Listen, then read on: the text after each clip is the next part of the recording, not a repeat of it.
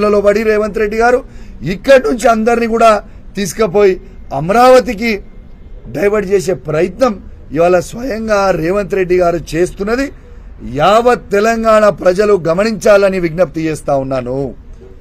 ప్రత్యేకంగా హైదరాబాద్ ప్రజలందరినీ కూడా గమనించాలి అని నేను విజ్ఞప్తి చేస్తా ఉన్నాను. హైదరాబాద్ ని ఎంత డ్యామేజ్ చేస్తున్నారో ఒక్కసారి మీరు గమనించాలి అని నేను విజ్ఞప్తి చేస్తా ఉన్నాను. ఇంకోటి కూడా నేను చెప్పదలుచుకున్నా రేవంత్ రెడ్డి గారికి. రేవంత్ రెడ్డి గారు మీకు నేను ప్రత్యేకంగా ధన్యవాదాలు తెలియజేస్తా ఉన్నాను. ఎందుకు తెలుసా, ఇవాళటి కన్నా మీ స్థాయి ఏందో మీరు తెలుసుకున్నారు. ఎందుకంటే నిన్న రేవంత్ రెడ్డి గారు ఎవరి స్థాయికి దిగిపోయిండు? కౌశిక్ రెడ్డి స్థాయికి దిగిపోయిండు. ఇలా కాంగ్రెస్ ప్రభుత్వం ఉన్న మంత్రులందరూ ఎమ్మెల్యేలందరూ ఎవరి స్థాయికి దిగిపోయారు? కౌశిక్ రెడ్డి స్థాయికి దిగిపోయారు. ఇలా ప్రభుత్వం మొత్తము ఒక కౌశిక్ రెడ్డి గారికి, కేసీఆర్ గారి శిష్యుడైన కౌశిక్ రెడ్డి గారి స్థాయికి దిగిపోయింది. రేవంత్ రెడ్డి గారు మీ స్థాయి ఏందో ఇయాలటి నుంచి మీకు కేసీఆర్ గారు, కేటీఆర్ గారు, హరీష్ రావు గారు అవసరం లేదు. ఇక కౌశిక్ రెడ్డి వాజెస్ రేవంత్ రెడ్డి చూసుకున్నావు కదా, రెస్పాండ్ అయినావు కదా, నా సంగతి ఏందో చూస్తా అన్నావు కదా, నా సంగతి ఏందో చూస్తా అన్నావు కదా, చూడు ఏం చేస్తావు నా సంగతి. నేను ఆల్రెడీ హత్య చేయించే ప్రయత్నం చేసినావు, మళ్ళా రేపు నన్ను హత్య చేయిస్తావు కావచ్చు, నీ దగ్గర అధికారం ఉంది కాబట్టి. I'm ready to die for Telangana.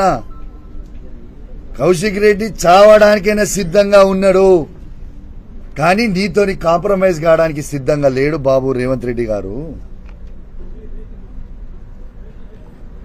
Telangana ప్రజల కోసం, తెలంగాణ కోసం మళ్ళా బీఆర్ఎస్ పార్టీ జెండా ఈ తెలంగాణ గడ్డ మీద ఎగిరేయడానికి కోసం మళ్ళా కేసీఆర్ గారిని మళ్ళా ముఖ్యమంత్రి పీఠం మీద కూర్చోబెట్టి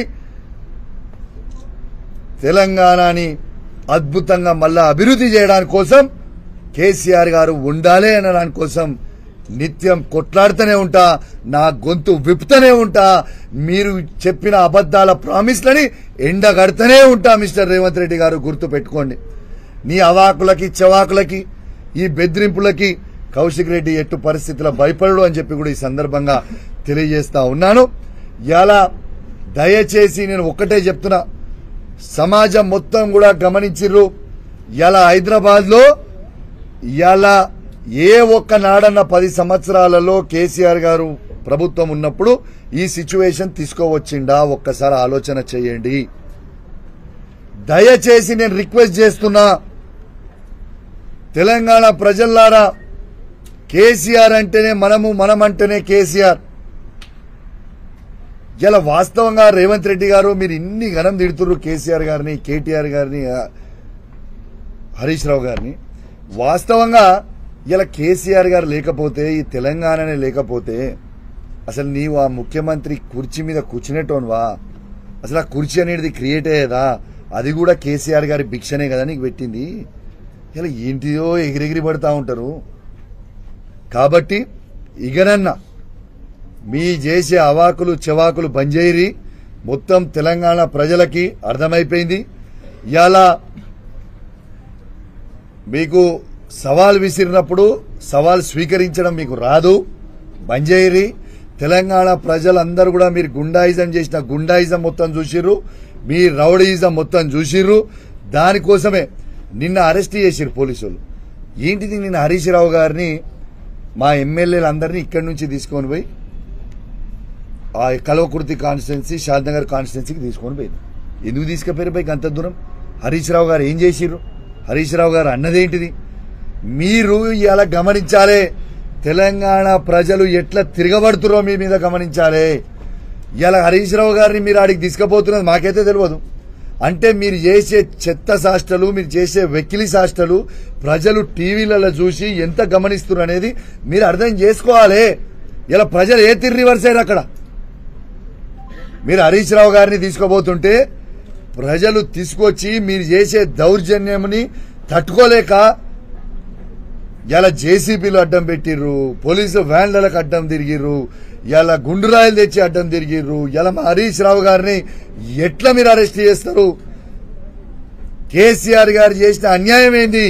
ఎందుకు కేసీఆర్ గారి మీద ఉన్న శిశుల మీద ఇవాళ కేటీఆర్ గారి మీద, హరీష్ రావు గారి మీద మా శాసనసభ్యుల మీద, శాసన మండల సభ్యుల మీద, మా బీఆర్ఎస్ పార్టీ కార్యకర్తల మీద మీరు ఇంత దౌర్జన్యం ఎందుకు చేస్తుర్రు అని ప్రజలే తిరగబడతా ఉన్నారు. మీరు ఇదే వెక్కిలి శాస్త్రాలు చేస్తూ ఉంటే మీరు ఈ తెలంగాణ రాష్ట్రంలో ఎన్ని రోజులు తిరుగుతారు ఈ పోలీసులను అడ్డం పెట్టుకొని? ప్రజల్లోకి ఏదో ఒక రోజు పోవాల్సిందే కదా. ఏ దగ్గర కూడా ఈ పోలీసు రాజ్యం నడవదు, గుర్తుపెట్టుకోండి.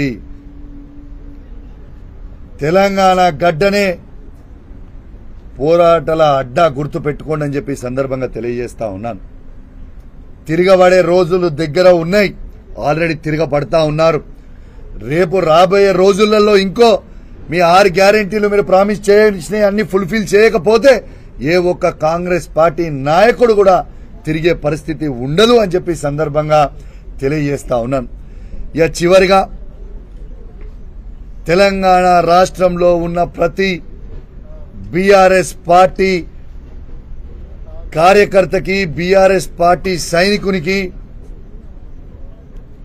కేసీఆర్ గారికి, కేటీఆర్ గారికి, హరీష్ రావు గారికి, మొత్తము శాసనసభ్యులకి, శాసన మండల సభ్యులకి, మా పార్లమెంట్ సభ్యులకి, మా మాజీ పార్లమెంట్ సభ్యులకి, మా చైర్మన్లకి, మా కౌన్సిలర్లకి, మా సర్పంచ్లకి, మా ఎంపీటీసీలకి, మా ఉప సర్పంచ్లకి, మా వార్డు మెంబర్లకు అందరికీ కూడా ఇంత పెద్ద ఎత్తున నాకు సపోర్ట్ చేసి నాకు అండగా నిలబడి, అన్నా మేమున్నాము, నువ్వు గట్టిగా పోరాడుతున్నావు, అదే విధంగా పోరాడన్నా అని ధైర్యం ఇచ్చిన ప్రతి ఒక్కరికి కూడా, నాకు అండగా నిలిచిన ప్రతి ఒక్కరికి కూడా నా చేతులు జోడించి శిరస్సు వంచి మీ అందరికీ కూడా నేను పేరు పేరున ధన్యవాదాలు తెలియజేస్తూ సెలవు తీసుకుంటా ఉన్నాను. జై తెలంగాణ, జై కేసీఆర్. దీంతో పాటు ఫైనల్ గా ఇలా యావత్ తెలంగాణ ప్రజలకి గాంధీ గారి మాటలు, ఈ ఫైనల్ గా ఈ లొల్లి అంత